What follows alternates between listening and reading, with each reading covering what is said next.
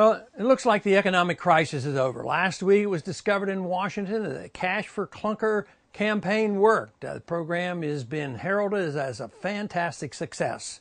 It was so successful that after we spent $1 billion, the House rushed to give $2 more billion, and everybody's delighted that it's going to stimulate the car industry. But when you stop and think for a minute, it's pretty absurd on what's going on here. Print up a lot of money and give it to a few people to buy a car, and the numbers look better, and therefore this is the way the economy is going to be taken care of and recovered. But there's a lot of fallacies in this, obviously. This program, when it was first voted on, was meant to help people who had old cars and they were in low income bracket, help them buy a new car. Didn't do anything of the kind. The poor people, the people with poor credit, did not come and buy a car. They didn't go through this process. Matter of fact, this program is being paid for by the poor people because they're taking the clunkers off the highway. They're deliberately calling these in.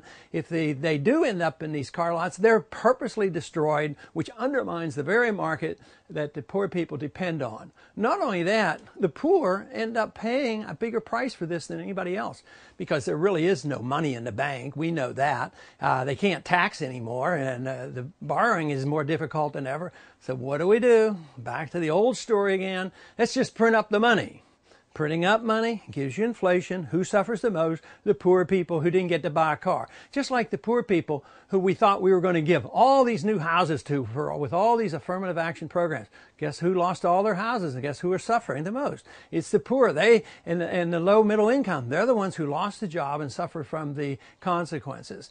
But the really disturbing part about all this is that most people in Washington, at least those who voted quickly to put in another $2 billion in this program, actually believe these are good programs, and they think they help the poor. They think they stimulate the economy, and it's total foolishness.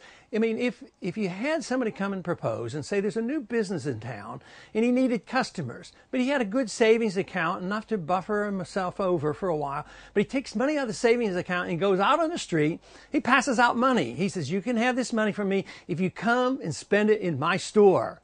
And they do that. And he brings up the cash register and says, wow, today I made a lot of money.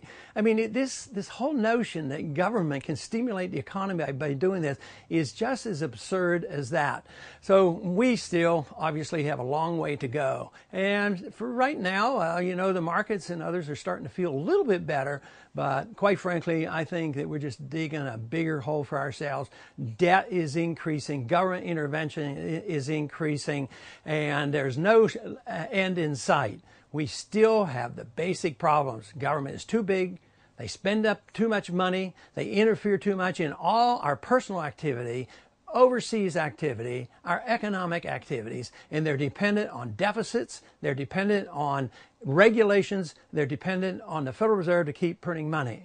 But I'm working on the assumption that time is running out.